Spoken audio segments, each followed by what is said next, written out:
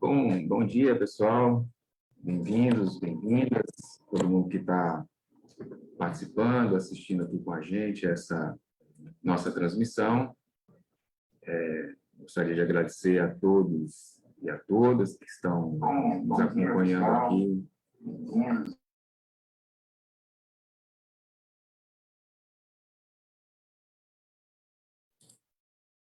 Diretamente aqui da nossa...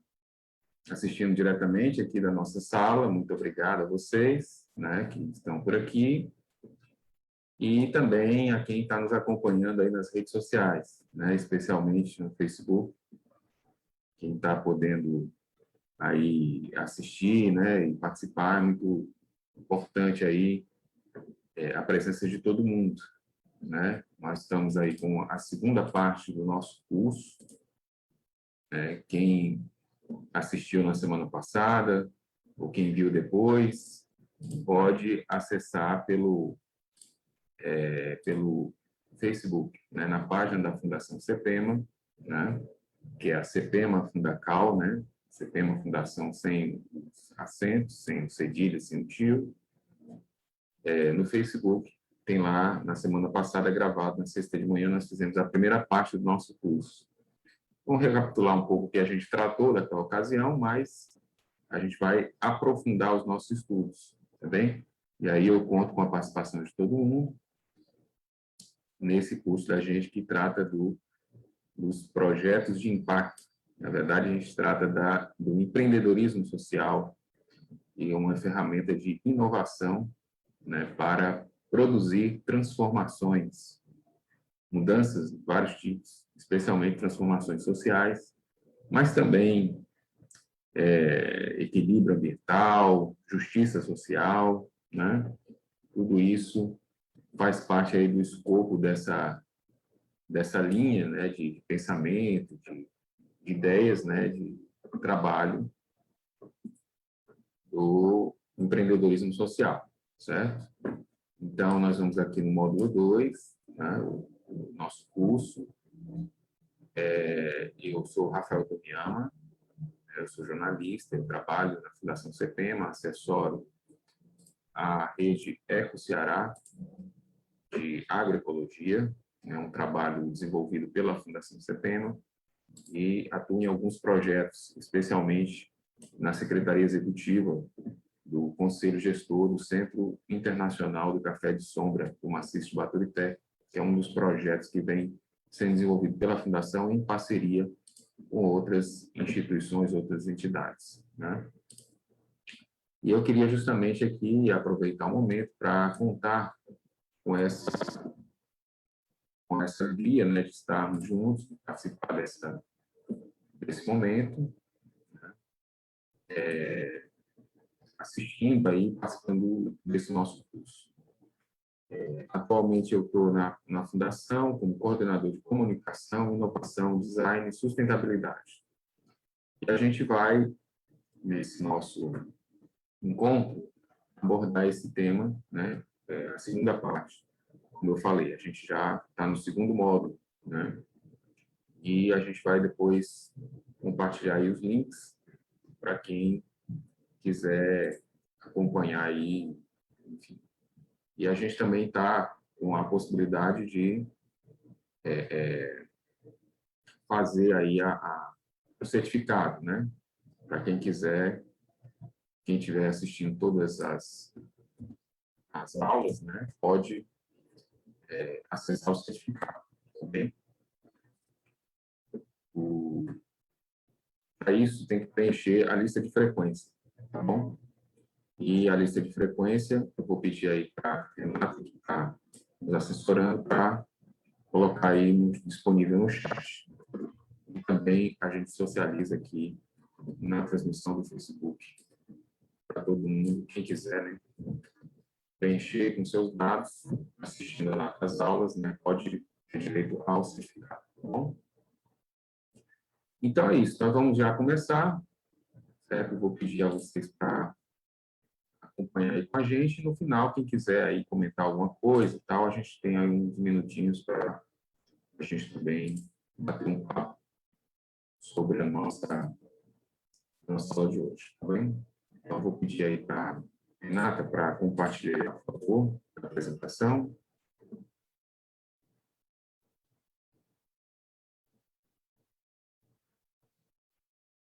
Esse curso da Fundação CEPEMA, né, só aí enquanto a Renata compartilha, ele faz parte de um conjunto de cursos de formação que a Fundação está realizando, né? E eles, de certa forma, são complementares. Então, se vocês tiverem interesse, quiserem fazer os outros cursos também, né, podem ficar à vontade aí para acessar, tá bem? Tem os cursos curso do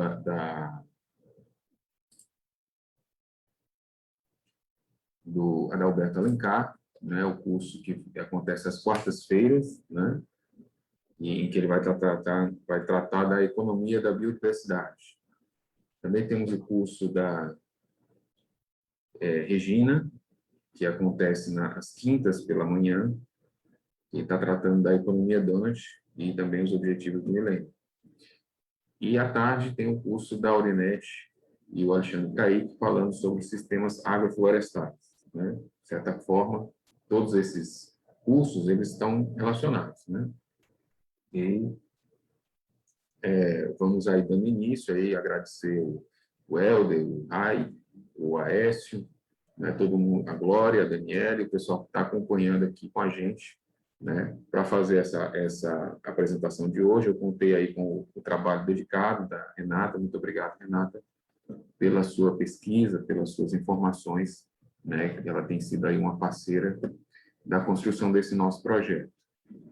E também agradecer aí quem está no Facebook, né, acompanhando com a gente, a Hélida, a Eliane e a Jo, né, que estão aí já ligadas no Facebook. A Jo Silva, além do Erismar, né, que também está assistindo, o Cristiano. Muito obrigado aí a vocês pela audiência de vocês. Bom, então vamos lá começar o nosso curso, tá bem? Vamos lá.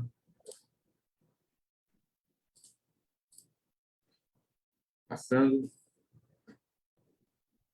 Pois bem, na aula anterior, a gente falou um pouco sobre o livro que está nos inspirando, né? Que foi esse livro, ele foi escrito, né? Na verdade, ele vai fazer um apanhado, uma história, né, do trabalho, né, dessa instituição, né? Que aí são pessoas que atuam nessa instituição, né? Que tem diferentes origens, né? Que a Célia Osberg, né? Que a gente vai assistir um vídeo dela, inclusive hoje, vamos passar um vídeo, e também o Roger Martin, né? Que é um cara que vem assim do mundo das finanças, né? É tipo um Eduardo Moreira. E eles nessa fundação, né? Que é a Fundação Escola, a gente vai ver também um pouco sobre ela. Eles vão tratar exatamente dessa visão de projetos que podem, né? Realizações de projetos, ou seja, empreendimentos que têm uma capacidade de transformar o ambiente em que eles estão inseridos. Não apenas como negócio, não apenas como uma empresa, uma coisa lucrativa, mas como algo que tem relevância social, né? Então, nós já falamos um pouco sobre isso, é só para a gente recordar um pouquinho aí daquilo que a gente já vinha falando. Adiante. E aí, justamente, né, a Fundação Skoll, né, ela tem aí uma história, né, nos Estados Unidos, principalmente, ela fica na Califórnia, e ela vai trabalhar com investimentos em empreendimentos sociais, né?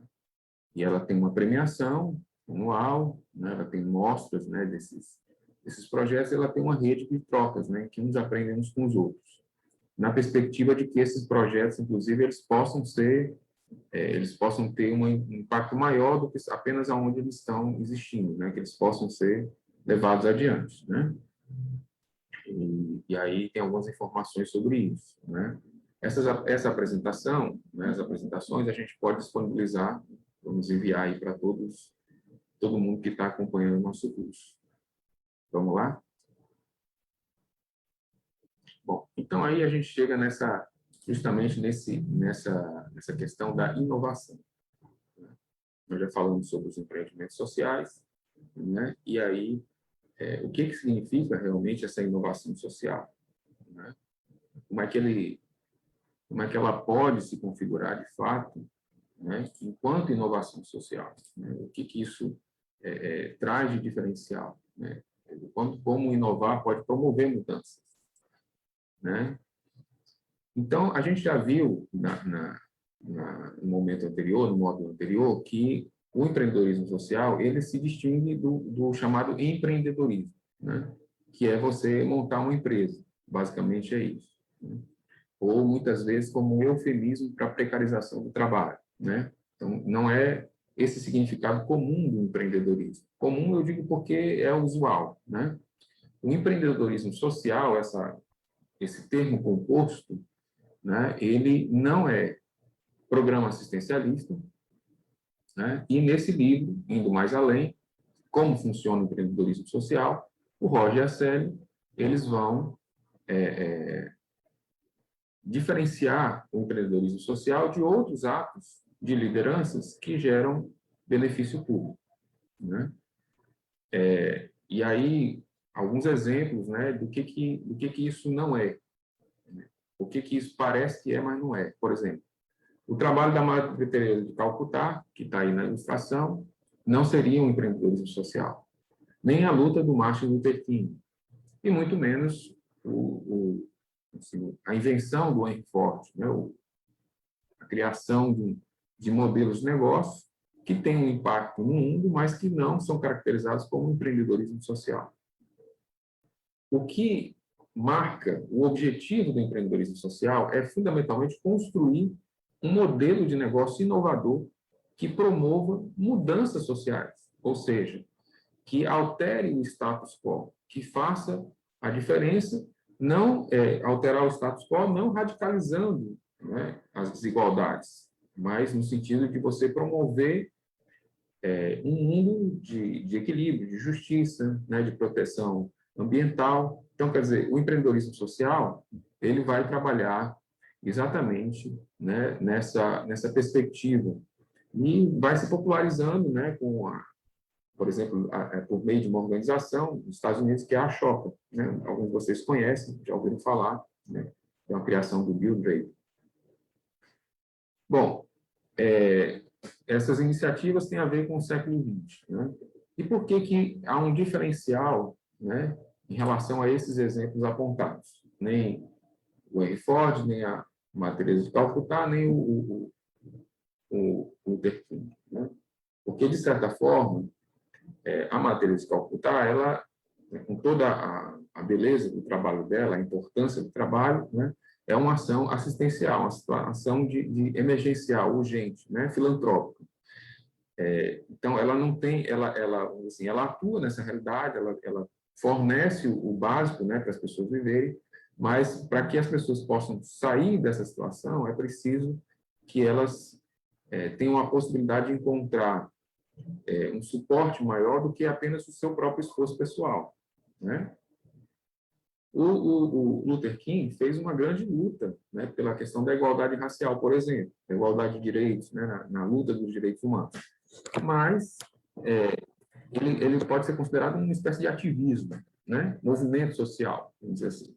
Então, ele tem, logicamente, uma intenção de fazer mudanças sociais, mas essas mudanças, elas decorrem de outros fatores, né, de uma luta, de alterações na legislação, de mudança nos costumes, né, a partir de uma plataforma política. Então, esse é um outro tipo de liderança que não se enquadra. E o Henry Ford, logicamente, que não podemos negar a importância ou o impacto que teve a sua empresa, né, no mundo de uma forma geral. O mundo não seria o mesmo se não houvesse veículos a combustão, né, carros que fazem transporte, que facilitam a vida, que levam as pessoas para cima e para baixo, que carregam o peso, né? Mas é um modelo de negócio privado, né? e que tem, além dos impactos do ponto de vista da sociedade, da organização social, tem também profundos impactos ambientais, né, como a gente já sabe. Além de toda a questão do petróleo, né, da combustão, aquecimento global e assim por diante. Então, quer dizer, essas situações, embora elas possam ser consideradas até empreendimentos, elas não têm essa marca do empreendedorismo social. E aí, o gráfico na lâmina seguinte, Renato, ele vai mostrar isso, né? Que nós já falamos sobre isso na aula anterior, né? Que você tem, nessa primeira bolinha, você tem assistência social, né? Ela é um tipo de ação no sistema, né? Ela vai tentando melhorar a partir de uma atuação por dentro da lógica do próprio sistema, uma ação direta, né? Você tem abaixo o social ativismo, ativismo social, né? Que ele vai aí sim buscar um novo equilíbrio, uma nova realidade, mas ele vai fazer isso de uma forma indireta, né? E o empreendedorismo social, que está no canto superior direito, né? Ele vai meio que um pouco que unir isso, né? Essa perspectiva. Ele vai trabalhar com essas duas realidades, né? Vai trabalhar tanto com a questão do ativismo quanto com a questão, ele vai trazer elementos do suporte pessoal, vai trazer elementos da luta política, mas ele vai colocar isso dentro de uma perspectiva de transformações profundas, de empreendimentos, de projetos, né, que vão acontecer e ser realizados. E aí, como é que a gente vai entender o que nós estamos falando quando a gente fala em empreendedorismo sociais, quando a gente fala de projetos? Por que isso é importante? Isso é especialmente importante para o terceiro setor, né? Para o nosso tipo de atuação, enquanto a Fundação CEPEMA, enquanto organizações que lutam, né? Porque há muitas ONGs, né? ONG que cuida de bicho, ONG que cuida de gente, ONG que protege a floresta amazônica, a Mata Atlântica, mas, de fato, quais os projetos que são realizados que têm uma capacidade de alterar profundamente essa realidade, né? E aí, eu queria falar exatamente sobre um dos exemplos, né, que aí o livro ele vai tratar aí de vários exemplos, né? Bom dia a quem está chegando, Ayrton, J. Marcílio, nosso querido secretário lá de Vaze Alegre. A gente está aqui já discorrendo, viu, sobre o empreendedorismo social. E aí, vamos prosseguir aí, Renata. Vamos ver aí o exemplo que ela vai tratar, né? Que é o caso desse médico epidemiologista, o americano William Finn, por meio de uma parceria público-privada, erradicou a varíola no final dos anos 70. Né? Ele trabalhava no Centro de Controle de Doenças na África e ele propôs uma solução simples, né, em relação à vacinação. Eu acho esse exemplo bastante pertinente, especialmente, né, a, a Renata chamou atenção, né, por conta desse momento que nós estamos vivendo de pandemia, né, quando algumas soluções podem ter profundo impacto, né? Então, ele fez uma proposta em relação às vacinações, né? Que em vez de vacinar toda a população, bastaria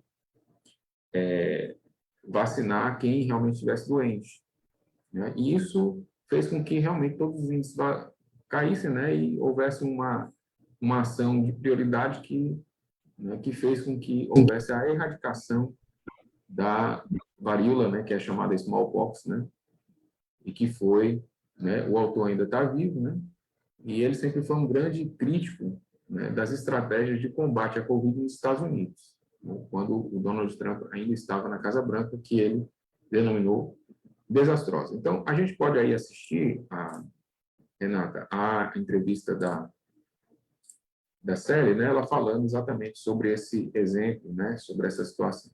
Vamos assistir o vídeo, ok?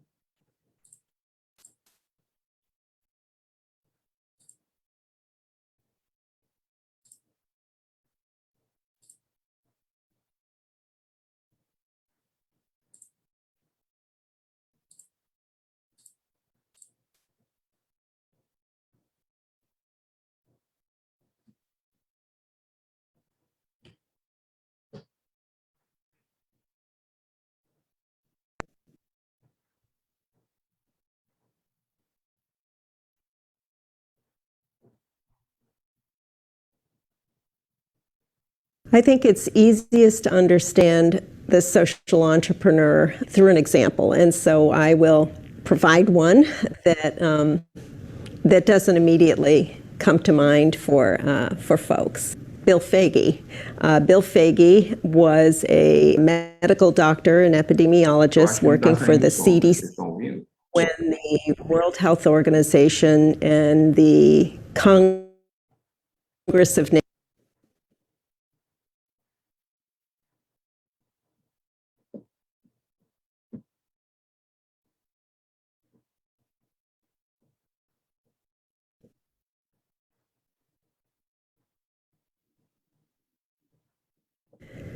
I think it's easiest to understand the social entrepreneur through an example, and so I will provide one that doesn't immediately come to mind for folks. Bill Foege. Bill Foege was a medical doctor and epidemiologist working for the CDC when the Deixa eu tentar aqui.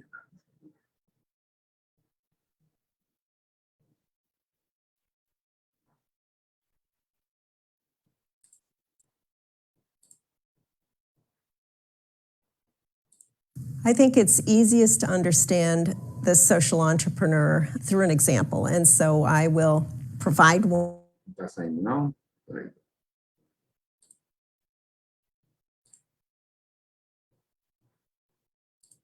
Was a medical doctor and epidemiologist working for the CDC when the World Health Organization. I think it's easiest to understand the social entrepreneur through an example, and so I will provide one that doesn't immediately come to mind for folks. Bill Foege. Bill Foege was a medical doctor and epidemiologist working for the CDC when the World Health Organization and the Congress of Nations came together to eradicate smallpox.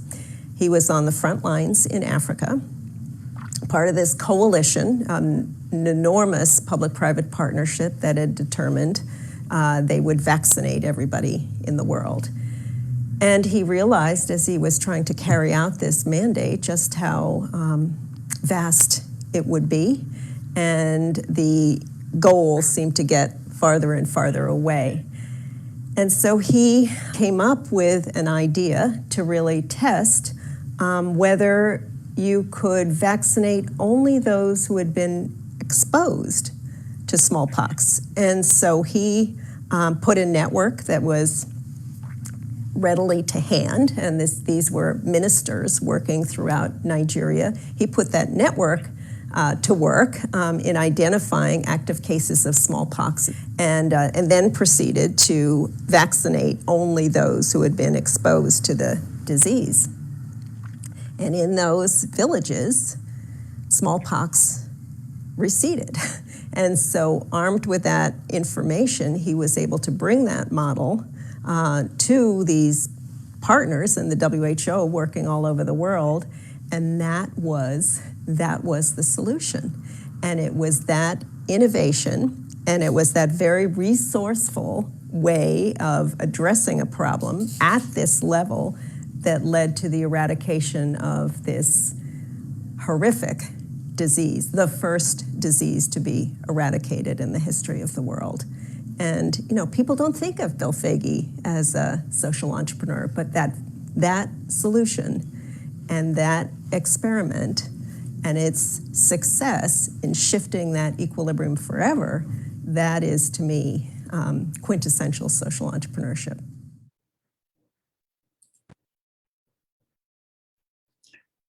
Ok.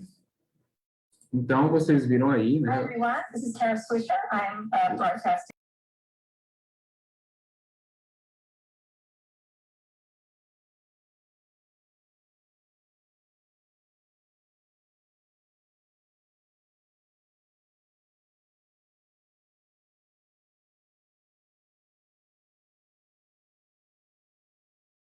Ficou vazando o som aí do próximo vídeo.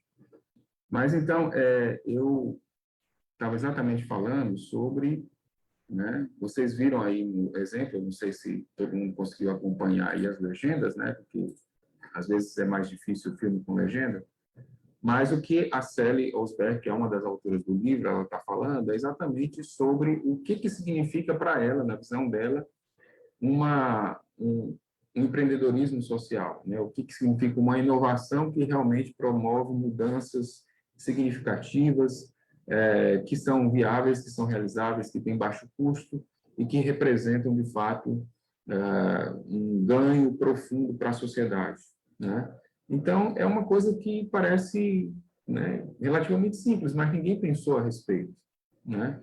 E foi a ação do FIG, né, que no final dos anos 70, né, propôs isso como a partir de um estudo, a partir, logicamente, de uma percepção, né, que ele teve dessa realidade, né, ele propôs aí como uma forma, né, de atuar, de erradicar a doença, e logicamente que isso traz aí muitos ganhos, né, para a própria sociedade. Então, vamos prosseguir agora na nossa apresentação para ver um outro exemplo também de impacto significativo dentro dessa discussão do empreendedorismo. Vamos lá.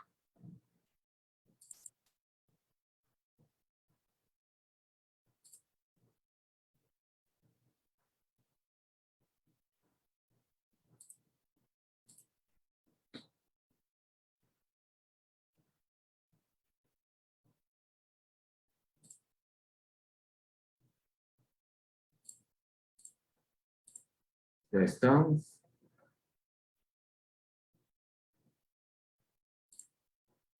Renata, a apresentação.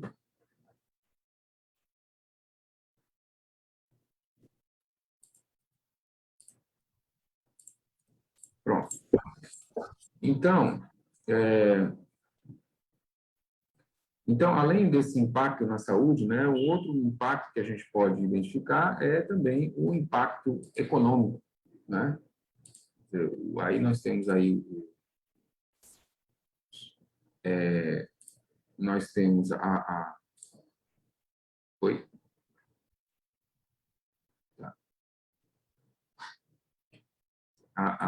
A ideia, né, de como é que a gente pode também, além né, em várias áreas de conhecimento, né, e aí um outro exemplo que merece, inclusive, um estudo próprio, né, a gente fazer aí um momento para analisar isso, né, já que a própria Fundação CPEMA tem trabalhado hoje com a questão do microcrédito, né. Várias instituições, aqui no Ceará é muito conhecido, né, também no Nordeste, o papel do Banco do Nordeste. Mas o Muhammad Yunus, né, ele é ganhador do Prêmio Nobel da Paz em 2006, ele é economista, né, bengalês, e ele promoveu uma profunda mudança em Bangladesh, né? Ele é conhecido como o banqueiro dos pobres. E ele propôs um sistema de economia alternativo no seu livro, né, que é A World of Three Zeros, o mundo de três zeros, né, tradução livre. O Yunus, como ele é conhecido, é responsável por uma das primeiras iniciativas do empreendedorismo social, como conhecemos hoje. Ele criou um sistema revolucionário de microcrédito. Isso foi em 1976, né? E ele fundou em Bangladesh o Grameen Bank. Grameen quer dizer rural, né? O banco rural, né? do meio rural. E o banco ele oferecia pequenos empréstimos, né? Microcrédito para a população pobre e sem pedir que houvesse nada como garantia do empréstimo que estava sendo feito, né? E o Bangladesh tinha começado a se separar, na época tinha se separado do Paquistão, né, há pouco tempo, e tinha muita gente desempregada, né? E aí ele percebeu que muito do trabalho que era feito pelas pessoas pobres, mas elas não tinham dinheiro ou ficavam dependendo de agiotagem, né, de empréstimos que eram cobrados juros escorchantes e muitas vezes, né, levavam a que eles tivessem realmente uma submissão ao sistema de crédito, né, por conta exatamente dessas dívidas que existiam. E aí ele fez esse sistema revolucionário exatamente para induzir o desenvolvimento, né, fazer com que esses negócios pudessem prosperar, né, e favorecer a própria comunidade, né? Então, esse é o sistema dele dos 3 zeros, né, que ele propõe: o zero pobreza, o zero desemprego, o zero emissões líquidas de carbono, né? E aí ele entende que esse é um sistema que pode, de fato, salvar a humanidade e o planeta. Então, não preciso dizer do impacto social que tem essa proposição dele, né? E aí, esse momento que nós estamos vivendo, né, em particular, em que, além da pandemia, a gente tem uma crise econômica, uma crise social profunda, né, diante da situação da pandemia do coronavírus, né, e a gente fica exatamente nessa perspectiva de um mundo como ele era antes, né? E o próprio Jung nos questiona, né? Estamos aí à espera de voltar ao normal, né? Mas esse normal significa o que exatamente, né? Eu acho que esse é o questionamento que ele nos coloca, tá bem? Seguindo adiante, Marcílio quer repassar? Sim, com certeza, Marcílio. A apresentação fica gravada no Facebook, tá bem? Depois você pode assistir lá novamente ou mandar o link para você, certo? Prosseguindo, então, aqui ainda sobre o Yunus, né? A gente vai assistir um videozinho sobre ele, antes eu vou falar um pouquinho mais, né? A questão é, será que realmente é possível fazer alguma coisa para mudar, né, o sistema das coisas como elas são? E aí ele vai destacar 2 pontos principais em relação ao sistema econômico, né, em que podemos mudar a partir de uma crise global. E, na visão dele, o primeiro deles é a percepção de que o nosso mundo é governado pela maximização do lucro.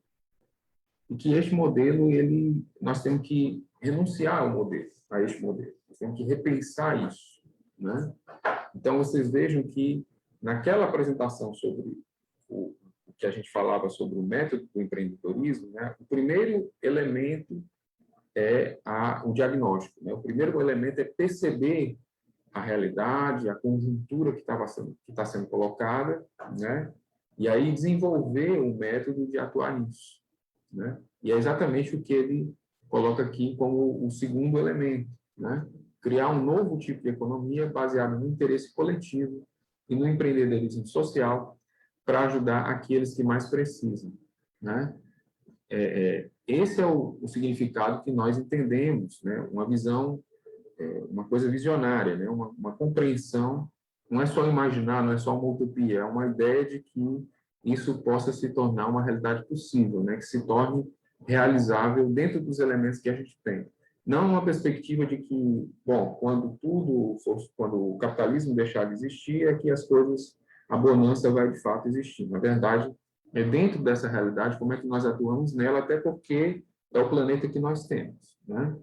E aí os projetos que são capazes de gerar impacto. É exatamente o gráfico que a gente vai ver fazendo uma relação com aquilo que a gente falou no módulo anterior, né? Então, ao centro, a gente tem understand, que é entender, né?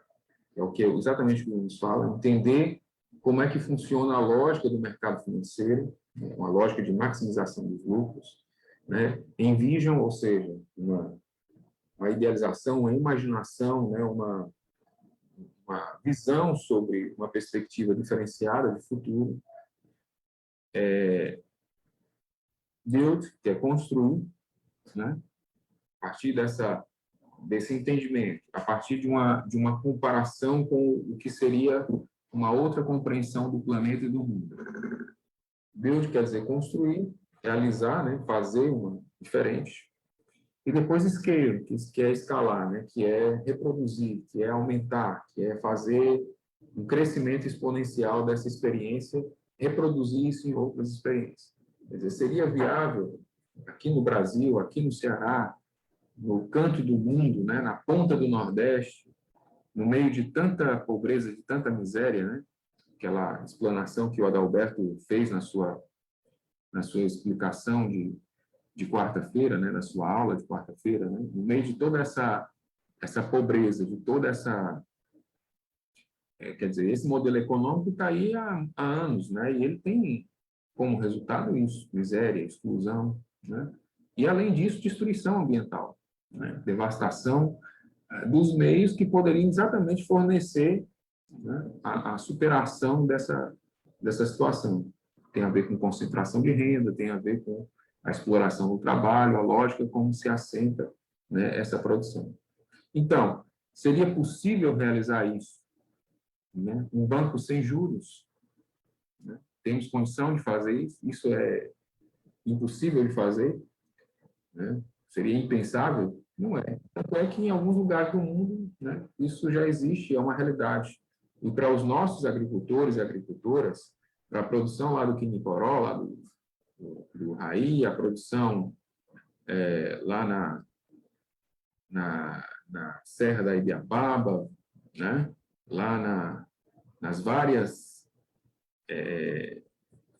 linhas de produção, de agroindústria, do Sertão Central, né, toda a vida econômica das comunidades da periferia de Fortaleza, né, um banco que concede empréstimo sem juros e sem garantia poderia ser uma forma de viabilizar a economia dessas comunidades. E aí vão dizer, bom, mas isso, né, dá dinheiro, né? Jogar dinheiro fora, apostar que as pessoas vão receber o dinheiro e não vão pagar de volta, não necessariamente, né? Essa é a parte da história. Se você cria a economia, se você cria as condições para que a pessoa possa, né, ter o seu empreendimento, você começa a ter também o retorno, né? O retorno para aquela comunidade, para o ambiente em que ela está inserida, para os índices de violência, para a fome, né, os assaltos, tudo isso vai ter impacto nessa realidade, né, e vai favorecer a comunidade. Então, isso é pensar para além do caixa, né, entrada e saída. Isso é pensar do ponto de vista do interesse maior, né, e não é filantropia, porque é um banco. Ele empresta, ele recebe de volta. Ok? Vamos ver aqui o filme, então? Tá bem, Renato? Deixa eu ver aqui se eu compartilho aqui novamente o outro vídeo, né?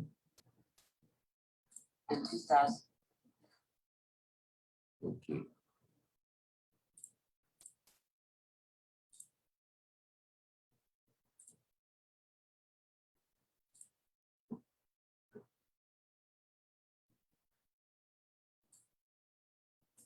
Poverty is a kind of a darkness around you. You don't see any hope, any ray of hope. You live every day the same way in the darkness. You don't have a future. In the early 70s, a young Muhammad Yunus, then an economics professor, left the city to do research in local villages like this one. Here I am teaching elegant theories of economics in the classroom, and people are dying outside the classroom, and we have nothing to do about it. He found people making many beautiful products, yet they remained desperately poor. To an economist, it didn't make sense. Something was missing. But if you look around, who are the people really working? It's the poor. They work their pants off. Professor Yunus realized that the only way the villagers could buy supplies to create small businesses was with high-interest loans from unscrupulous moneylenders. There was no other option. And moneylenders were imposing very terrible conditionalities on them, like you have to sell your product to me at the price that I decide, etc., that kind of thing. In one village, Muhammad Yunus found that he could provide life-changing loans to 42 people. They would cost a total of $27, an average of 64 cents each. He personally made the loans. And I was shocked. Here we talk about millions of dollars and billions of dollars of development assistance to help the economy grow and so on. We never paid any attention to people who needed such a small amount of money. That was the beginning of an idea that grew into the Grameen Bank, a bank for the rural poor. In the language of Bangladesh, Grameen means rural. It's also the idea for which Muhammad Yunus and the Grameen Bank were awarded the Nobel Peace Prize in 2006.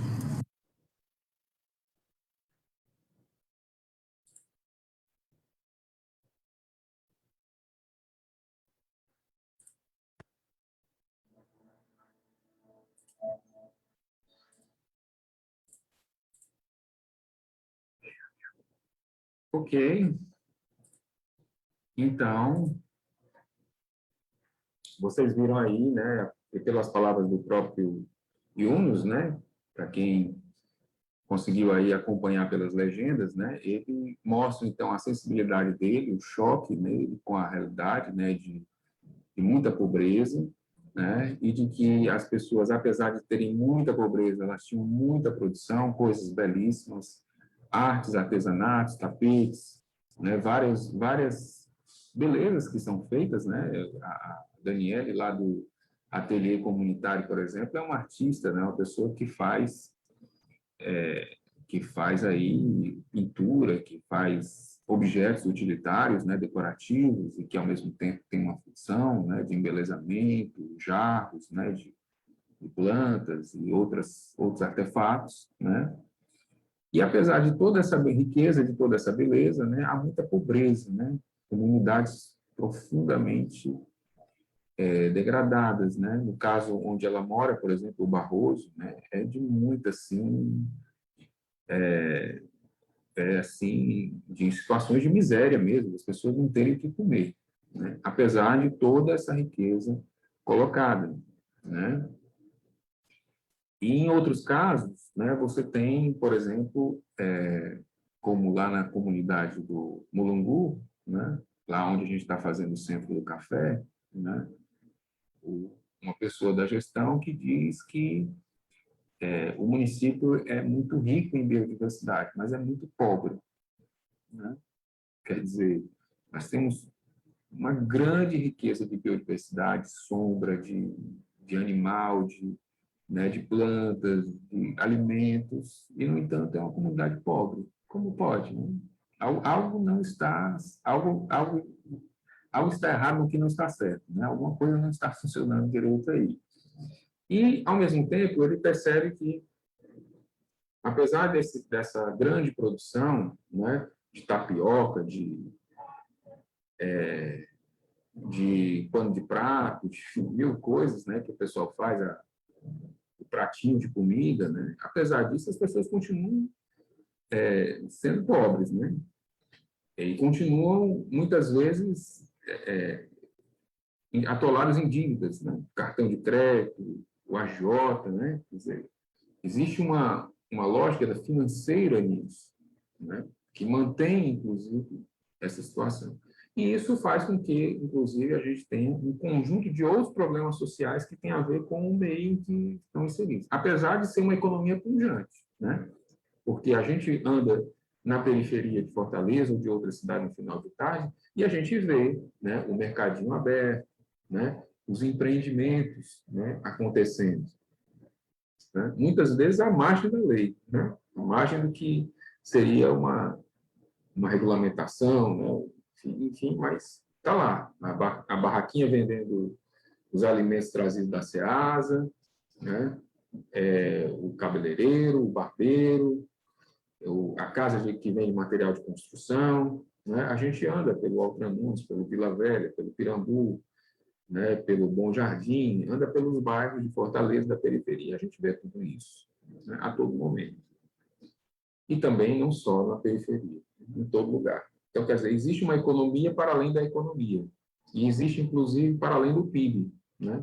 Porque o PIB ele pode significar, não necessariamente, ganhos econômicos para toda a sociedade. Ele diz que o país está crescendo, a economia, ou seja, tem mais riqueza, mas ele não diz como é que essa riqueza está sendo distribuída. Ou seja, que a quantidade de bilionários no mundo, cada vez mais bilionários e cada vez menos, né? E, ao mesmo tempo, você tem uma massa de gente se empobrecendo e se excluindo. É nessa realidade que o empreendedorismo social tem que atuar, né?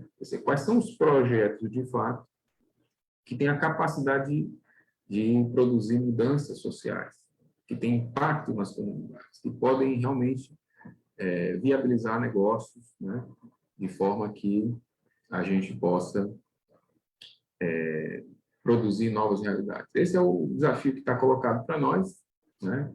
E aí nós chegamos aqui às 10 horas, temos ainda 30 minutos previstos aqui para o nosso momento do encontro, e eu queria convidar vocês, todos e todas, a partilhar conosco as suas impressões, o que vocês acharam, né? Também trazer alguma dúvida, algum questionamento, para a gente poder dar prosseguimento aqui ao nosso curso, tá bem? J. Marcílio, seja muito bem-vindo, professora Glória, Helder, nosso companheiro lá do outro lado do oceano, Raí, Daniele do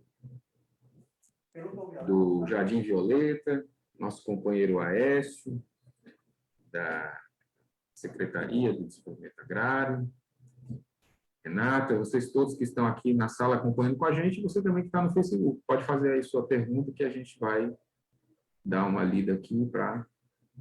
Bom dia, Rafael. Pois não, querido, pode falar. Bom dia a todos. Rafael, eu acredito muito na economia criativa, né, e sustentável das comunidades rurais. E a pergunta que eu queria te fazer é: qual é o critério que vocês usam para fazer um perfil de uma comunidade, um diagnóstico de uma comunidade que tem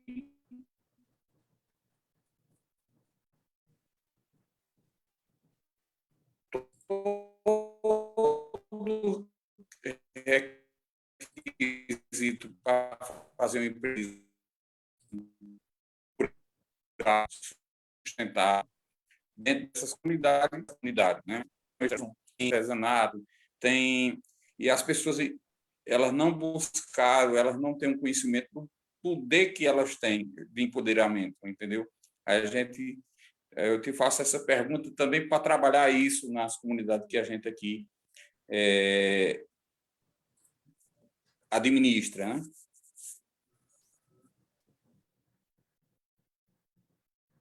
né? Muito bem. Cortou um pouquinho, Marcílio, mas eu acho que deu para entender aí o que você estava propondo, né? Alguém mais quer? Mas deu para entender, né? Como é que a gente pode, né, trabalhar os elementos de diagnóstico, é isso? Para identificar as comunidades, né, que eu pude perceber da sua fala. Okay? Alguém mais quer comentar alguma coisa? Que a gente faz No sentido assim, se vocês não era do empoderamento das comunidades no potencial que eles têm. Por isso que eu te digo, vocês fazem um diagnóstico na comunidade que vocês vão fazer o trabalho social e esse levantamento econômico, e que processo é esse que vocês têm que possa nos ajudar aqui a desenvolver esse trabalho? So I will provide one. Tá.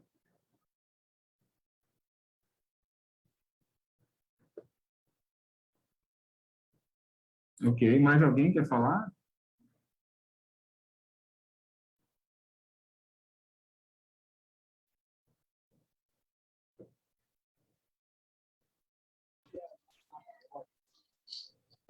Aí, levantou a mão. Glória, ligou o microfone. Por favor. É porque eu achei que ele tinha te feito uma pergunta, Rafa. Achei que ia ser dado primeiro a resposta dele. Não sabia que já podia comentar. Eu estou propondo fazer um bloco. Vamos lá. Pode falar. Ah, tá. Não, eu nem sei se eu tenho uma pergunta mesmo, sabe? Eu tenho mesmo só um comentário. Primeiro, eu agradeço de novo o convite, tá? Sempre acho que vocês estão de parabéns, sabe, Rafael? Eu quero tirar o chapéu para quem seleciona toda essa literatura de vocês, sabe? Todos esses livros, porque realmente elas estão assim interligadas de uma maneira fantástica, né? Hoje, ouvindo você falar mais de empreendedorismo social, né, no qual a economia não deve ser baseada só no lucro, mas também no interesse comum, coletivo, não tem como não lembrar também da economia Donuts, né, que não pode ser baseada apenas no único desejo de crescimento a todo custo, né? E isso me fez lembrar também, Rafael, um livro que eu li há um tempo, que dizia que em alguma, eu acho que foi, não sei se foi o Tarô da Física ou Ponto de Mutação, que dizia que em alguma língua oriental, não sei se japonês ou mandarim, que a palavra crise, né, ela significa perigo e oportunidade, né? E eu acho que esse momento que a gente passa é bem isso, e que o empreendedorismo social que vocês estão estudando, né, e compartilhando conosco, acho que ele também se prova muito pertinente nesses momentos de crise. Você vê o médico, né, o Bill, foi justamente na época da varíola, né? A Marie Curie, que embora eu nunca vi ninguém categorizar o trabalho dela como empreendedorismo social, né? Ela foi uma química, né? Uma físico-química fantástica, que ela, as descobertas dela ajudaram nas neoplasias, mas não somente, ajudaram também que se evitasse amputação de membros, né, de jovens que iam à guerra, né, ou seja, um momento de guerra, que é também um momento de crise, né, e uma coisa também que eu gostei muito, que eu acho que a gente não deve esquecer, né, assim, para as nossas ações futuras, para quem quiser empreender socialmente, ou até mesmo para quem só militar, é que, como tão bem o Yumis falou, né, quem trabalha de verdade no mundo realmente são os pobres, né? Então, assim, a gente não deve esquecer nunca que a verdadeira riqueza é o trabalho, é a nossa força de trabalho, né? E não o capital. E era isso, assim, eu parabenizo vocês, tá? Um monte, sempre aprendo bastante. Reflito bastante aí em tudo que vocês colocam. Boa sorte e sucesso.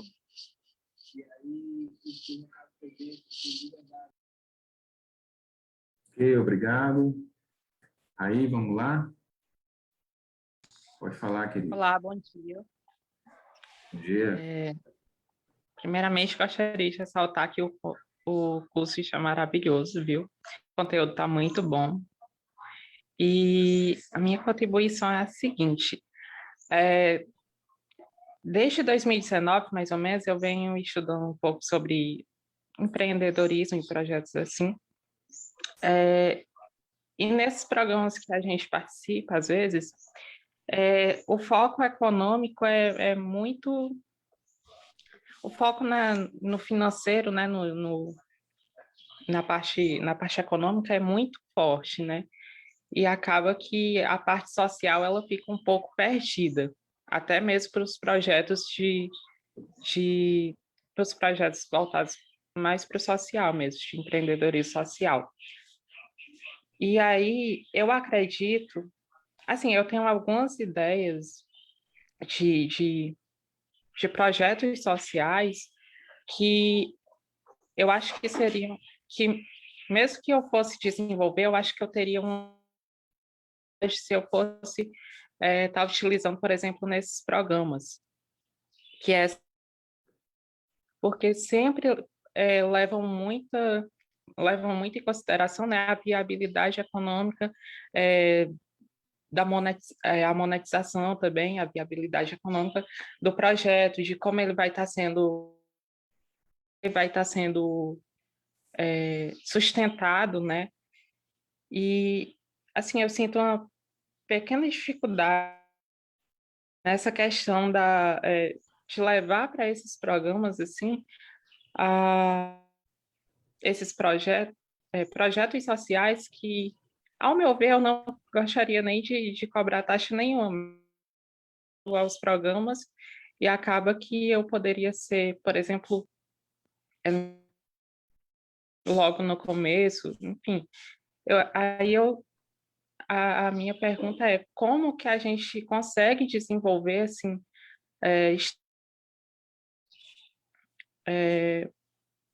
para de cara assim, para tornar esses projetos atrativos a um público que está ali visando muito a parte econômica, o quanto vai estar entrando do seu público na sua empresa, o quanto de dinheiro vai estar entrando. Eu acho que um pouco dessa resposta, Rai, eu acho que você mesmo aqui pode nos dar, né? Eu queria que você falasse um pouco, inclusive, sobre empreendimento de vocês aí, né? Jovens aí na Serra que bolaram um artefato tecnológico, eu acredito, de profunda relevância e impacto social. É você que tem que nos dar essa aula. Assim, o nosso projeto, ele tem, né, esse lado financeiro, claro, porque esse lado de monetização, e a gente gostaria de deixá-lo com a menor taxa possível de monetização, assim, Mas, para até tornar mais deixa popular e acessível. só lhe interromper, é porque as pessoas não conhecem, muitas pessoas que estão assistindo não conhecem. Eu queria que você primeiro explicasse como é o projeto de vocês, um projeto que foi desenvolvido por jovens, né, pessoas bem jovens, como você na foto aí aparece bem paizinho, né? É, E a bolaram uma ideia para trabalhar exatamente com a agricultura familiar, né? Então, me diga aí como é esse projeto, para o pessoal conhecer, e depois você faz a sua consideração. Certo. Bom, a gente tem uma startup chamada Agrovese. É, a gestão, a gestão de propriedades orgânicas e agroecológicas de uma ferramenta virtual que faz todo o controle, todos os cálculos e apresenta o resultado de forma simples, né, para os produtos que utilizam, né, a fim de facilitar essa questão de gestão mesmo, evitar a perda de dados, dar um controle para o agricultor, para ele saber o que ele está investindo, o quanto recebendo em troca daquele investimento, o quanto ele está lucrando e onde ele precisa, né? Então, a gente vem para fazer esse trabalho de orgânica e agroecológica,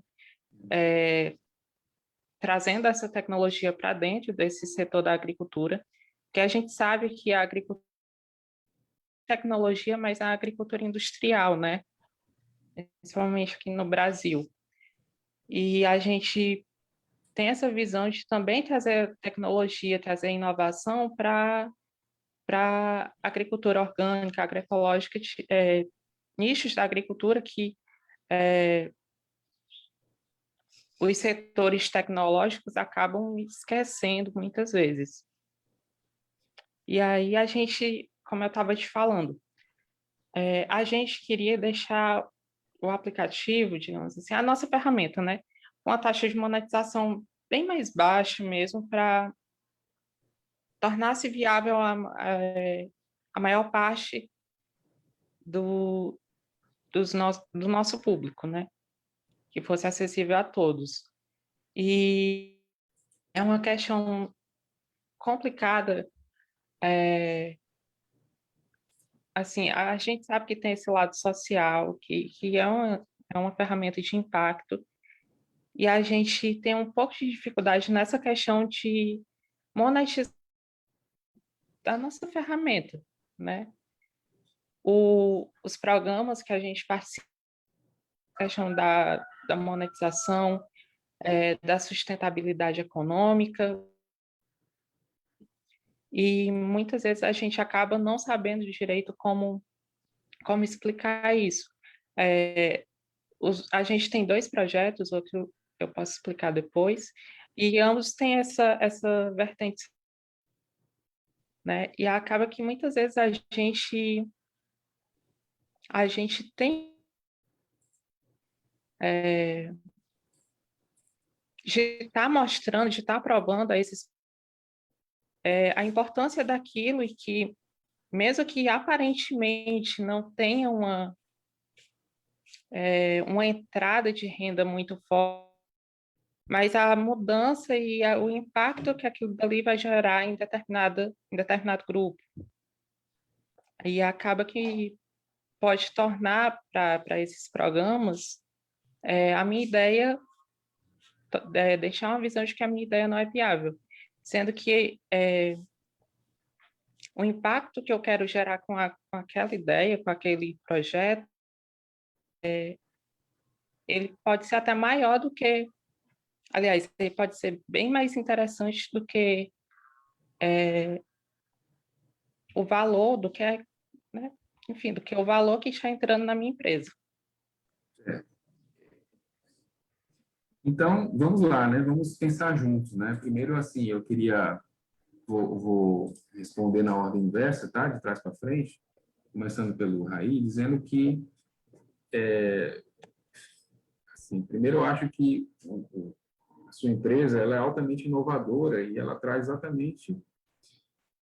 inovadora não quer dizer que ela seja alguma coisa inédita, né? Porque é evidente que qualquer produtor tem que controlar a sua produção. Ele tem que saber se ele está gastando mais do que ele está ganhando, né? Porque senão o negócio dele é inviável, né? E isso vale para o negócio dele e vale para o seu também, né? Você não vai sustentar um negócio, ou talvez você tenha muita dificuldade, né, de você ficar só injetando dinheiro e fazer aquilo lá por pura doação para os outros, né? Não é disso que trata o empreendedorismo social. E foi o que nós explicamos da vez anterior, quando a gente falou sobre a questão do lucro, né? Porque o lucro, muitas vezes, é visto até como uma coisa pecaminosa, né? Mas, na verdade, o lucro é o que move o empreendimento. Né? É a base da coisa toda, né? Agora, o que o empreendimento social vai trabalhar é dizer assim, olha, não é só o lucro. Esse empreendimento, ele tem um significado no mundo, né? Ele, além de viabilizar como empresa, ele contrata a gente, ele paga fornecedor, ele tem funcionário, né? Tem pai e mãe de família que depende daquele trabalho. Mas, ao mesmo tempo, né, incorpora o significado daquilo que é feito como um resultado para quem está... Lógico que isso interessa, né? Porque no dia a dia, na lida cotidiana, e você, Raí, conhece muito bem isso, né? Os filhos e filhas dos agricultores e das agricultoras, das famílias que plantam, que criam gado, enfim, que trabalham na lavoura, sabem que o dia a dia é pesadíssimo, né? É um negócio de plantar, de acordar cedo, de cavar o solo, de botar semente, né? No caso dos agricultores agroecológicos ou orgânicos, né? Envolve uma série de técnicas de manejo, né? De não desmatar, de preservação, né? E de produzir alimento saudável. Mas, quer dizer, além desse valor, tem a lida, que alguém botou a mão na terra, né? Alguém engrossou a mão pegando na enxada, não é verdade? Então, essa realidade é tão dura que, muitas vezes, a gestão do negócio, né, acaba sendo secundarizada, porque está tudo ali, o alimento está ali, e você tem que vender isso rapidamente a produção para ele não se estragar, não é verdade? Ou eu estou falando alguma coisa que não tem a ver? Então, muitas vezes, né, o agricultor e a agricultora, ele precisa também, ele mesmo se virar para ser o administrador do negócio ou ter alguém que está gerenciando isso, alguém da família, às vezes, né? E aí você bolou uma ferramenta para isso, né? E muitas vezes em condições adversas, né? Então, é uma ação que tem todo um significado enquanto empreendimento social, está entendendo? E isso não quer dizer que não tenha lucro. Muito pelo contrário, se você está trabalhando, se a sua ferramenta tem uma utilidade, logicamente que a sua empresa vai ser lucrativa. Talvez não no início, né? Porque o começo é meio difícil, né? Investimento, né? Tem que ter, às vezes, um parceiro, um investidor, né? Se for o banco que não cobra juros, melhor, não é verdade? Se esse empreendimento puder vir de uma empresa que facilita o crédito, né? Porque hoje nós temos alternativa de microcrédito no Brasil, né? No próprio Banco Oficial como o BNB, que cobra o juros de mercado. Às vezes um pouco menos, mas cobra juros, né?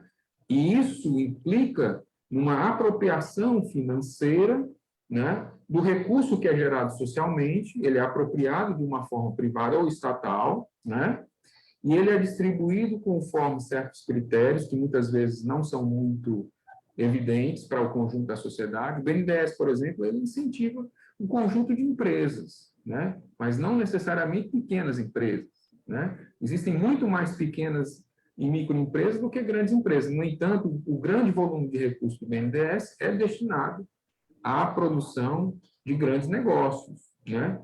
Seja do agronegócio, seja da grande indústria, né? Ou seja, muitas vezes até de negócios duvidosos. Mas o que acontece é que esses investimentos, que muitas vezes dependem do Estado, que às vezes não, as empresas capitalistas propriamente elas não fazem certas obras, por exemplo, né? Elas são iniciativas estatais, mesmo que a gente entenda que há necessidade de certos volumes de recursos para certos empreendimentos, há que se entender também que muito da produção, muito da riqueza de uma nação tem a ver com a produção dos pequenos, do pequeno agricultor, né, do pequeno negócio, né, desses empreendimentos que a gente falou aqui sobre a periferia, entendeu? Então, Raí, não se preocupe, porque não quer dizer com isso que você não tenha que ter os mecanismos para que o seu negócio seja monetizado, entendeu? O empreendedorismo social, ele não trata disso. Ele trata, sim, da relevância disso para as comunidades, para a vida das pessoas, entendeu? E é nesse sentido que eu pedi que você falasse sobre o seu negócio, que eu entendo que ele tem essa pegada do empreendedorismo social, ok? A Glória fez assim esse comentário sobre o estudo. Você quer falar alguma coisa? Desculpa. Você queria falar alguma coisa? Obrigada, viu, Rafa? Obrigado a você. Bacana. Obrigado por ter vindo. Então, a Glória fez as considerações, né, sobre as relações entre as várias questões que a gente tratou, inclusive, da vez anterior, né, quando eu me referi à nossa pequena ousadia, né? Pequena num oceano de ousadias, né, ou de poucas ousadias, né, de uma maneira geral. Um pensamento, muitas vezes, conservador. E como isso está relacionado com as outras coisas que eu falei no início, né, dos 4 cursos, né, porque acaba que uma coisa tem uma interface com a outra. Não é que seja repetitivo, mas é como se a gente fosse explorando certas dimensões, né? Quer dizer, porque se a gente tem toda uma preocupação com a questão da preservação ambiental, nós temos que entender que isso tem muito a ver com a forma como a gente se organiza socialmente, né? E aí, quando a gente fala da economia donut, a gente vai tratar de um assunto quase que um tabu para os economistas em geral, inclusive os de esquerda, né? Não só os de direita, que é a compreensão de que a solução para a problemática da miséria, da fome, da pobreza, os problemas sociais de uma forma geral, muitas vezes eles obedecem a um receituário de aumentar o crescimento, de expansão do crescimento, crescer cada vez mais, produzir mais e mais, reproduzir mais e mais indústrias do mesmo modelo, né? Que mesmo que tenha algum tipo de segurança ambiental, né, porque a legislação ambiental está sendo muito desfigurada, mas mesmo que tenha, né, é questionável se nós precisamos, de fato, desse padrão do crescimento. E a economia donut vai tratar exatamente disso. O livro da Kate House vai falar exatamente sobre alternativas para o crescimento a qualquer custo, né? Quer dizer que o crescimento está acima de qualquer outra coisa, pensar só o crescimento, né? Não haveria outras alternativas para o mundo, ou mesmo a ideia de que o decrescimento é necessário, que a gente cresceu tanto e tem tanta opulência concentrada na mão de tão poucos, né? E ao mesmo tempo uma miséria graçando por toda parte, né? Então, se a lógica da exploração e da concentração de renda capitalista fossem a solução, né, será que nós teríamos aí, sei lá, 30 milhões de pessoas passando fome? Ou mais? 50 milhões de pobres? Né? Teríamos isso como uma realidade concreta? Ou esses problemas já não teriam sido solucionados pelo próprio capitalismo, já que há tanta riqueza, né? Já que temos cidades tão ricas e, ao mesmo tempo, tão pobres? Mesmo? Então, eu acho que é uma reflexão pertinente, né? Assim como também o comentário do Ivan Praciano Melo e a Hélida Maciel, que diz que o empreendedorismo social é bem mais que lucrar, é modificar a realidade de muitas comunidades com trabalho, cultura e educação. Muito bem, a Hélida acompanhando aí no Facebook. E aí a contribuição do Marcílio, né? O Marcílio coloca assim, como é que a gente vai trabalhar os instrumentos do diagnóstico, né? Isso não é bem assim o objeto do nosso curso, Marcílio, mas nós temos aí vários instrumentos para isso, né? Um deles é o DRP, né? O diagnóstico participativo, né? O diagnóstico rural participativo, que a gente também aplica muitas vezes em realidades até urbanas, certo? Mas é exatamente os mecanismos, né? Que aí a Agenda 21 já trabalhou, que essa essa identificação dos elementos é muito importante, porque muitas vezes na nossa lógica de como se dá a economia e a gestão pública, né, já que você está nessa linha da gestão pública, ela vai trabalhar com a ideia de que a economia diz apenas a produção humana, né? A economia é feita a partir o patamar que ela parte é da produção que a humanidade é capaz de fazer, que homens e mulheres são capazes de fazer, né? E aí desconsidera que essa produção ela só existe porque existe uma base, né, sobre a qual ela está assentada, que é o planeta. Quer dizer, se não tem árvore, se não tem planta, se não tem bichos, né, se não tem as energias, o fluxo energético, se não tem rios, se não tem mato, se não tem o processo da fotossíntese, se não tem né, a grande produção da natureza que nos dá gratuitamente tudo isso, né, como é que se produz a riqueza? Então, a grande questão é que as variáveis ignoram o meio físico, ignoram a biodiversidade, as variáveis dessa definição do econômico. E mais, o planejamento ele é fundado numa economia que não considera, né, os ativos ambientais, que não considera na contabilidade a contabilidade da biodiversidade, que é o que o Adalberto falou na aula de quarta-feira. E não considera, inclusive, né, não só o planejamento, os pressupostos, a base, mas que as suas ações elas vão ter um custo ambiental, né, que muitas vezes não compensa a realização de certas obras públicas, porque vai trazer dano à saúde, portanto, o custo da saúde que vai ser assumido depois pelo Sistema Único de Saúde, ou seja, que o conjunto dos impostos, o próprio Estado vai ter que pagar depois por aquele dano, né, ambiental que é causado por uma obra que beneficia apenas, muitas vezes, um único interessado, que é o empreendedor, o empresário, o que seja, né? Então, essa é uma realidade que você aí na Secretaria do Meio Ambiente, Marcelo, certamente já se deparou, né? Que, às vezes tem que se contrariar certos interesses, né, que são econômicos, são muito fortes, que têm incidência na política, inclusive, mas porque o custo ambiental e o custo social dessas escolhas, muitas vezes, é tão drástico que acaba sendo um enorme prejuízo para o município e para a população, né, que vai arcar com isso ou que vai ficar cada vez mais pobre, cada vez mais miserável e cada vez mais sem natureza, né, sem os meios para prover o seu próprio sustento.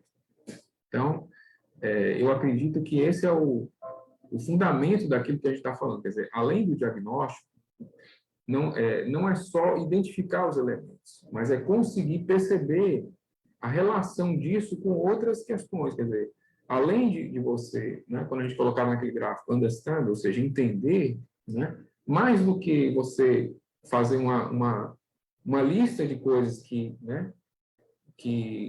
tem, né, ou que fazem parte, o checklist de todas essas coisas, existe também a compreensão, né, ou seja, fazer um juízo sobre isso e como nós podemos atuar nisso para promover, de fato, grandes mudanças sociais. Tá bem? Estamos chegando aqui no nosso teto. Eu queria saber se os companheiros que estão na sala, os amigos e amigas que estão, se querem falar mais alguma coisa, ou se podemos encerrar. Não sei se o Aécio quer falar, nosso querido Helder, a Daniele, se alguém mais quer falar alguma coisa, mas J. Marcelo já falou, quiser falar, senão a gente vai encerrar por aqui. É só agradecer, Rafael, pela essa parceria. E eu esqueci de dizer que nós temos uma associação, né, a CIDES, que é a Associação de Integração e Desenvolvimento Social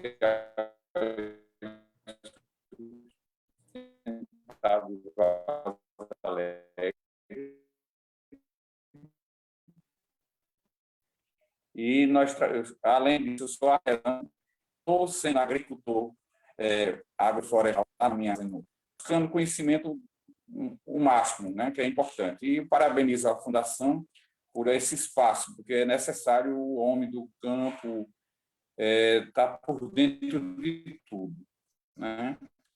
E agradecer a você e toda a equipe da Fundação. Legal, Marcelo. Eu que agradeço a você, a sua vibração, você está sempre participando, sempre interessado, né? E é muito importante isso, porque a gente encontrar pessoas que têm apreço pelo estudo, né? Num mundo de tanto tarefismo, de tanta, né, a gente é absorvido pela mesmice, pelo cotidiano, né? E você que tem tarefas aí grandes, né, no município, como liderança, como gestor, né? Eu agradeço você abrir o espaço para o conhecimento, né? Para a leitura, enfim, o mundo da desinformação, né, nós precisamos mais do que nunca de informação, de leitura, né, e de conhecimento. Então, eu agradeço a vocês também por ter a oportunidade de aprendermos juntos, né? Está sendo uma grande experiência também conhecer o trabalho da Fundação Escola, né, da Célia, do Martin, aí nesse sentido aí do empreendedorismo social. Tá bem? Ok, então, podemos ir encerrando. Gente, muito obrigado aí pela participação de todos vocês. Fazer a foto, né? Vamos lá, quem lembrou da foto, eu tinha esquecido já. Temos a nossa foto tradicional.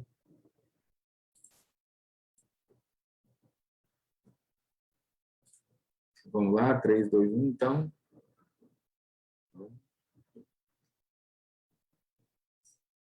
3, 2, 1. Pronto. Legal, gente. Muito obrigado a vocês. Tenham um bom dia. Bom dia, tchau, um abraço. Tchau, tchau. Abraço a todos.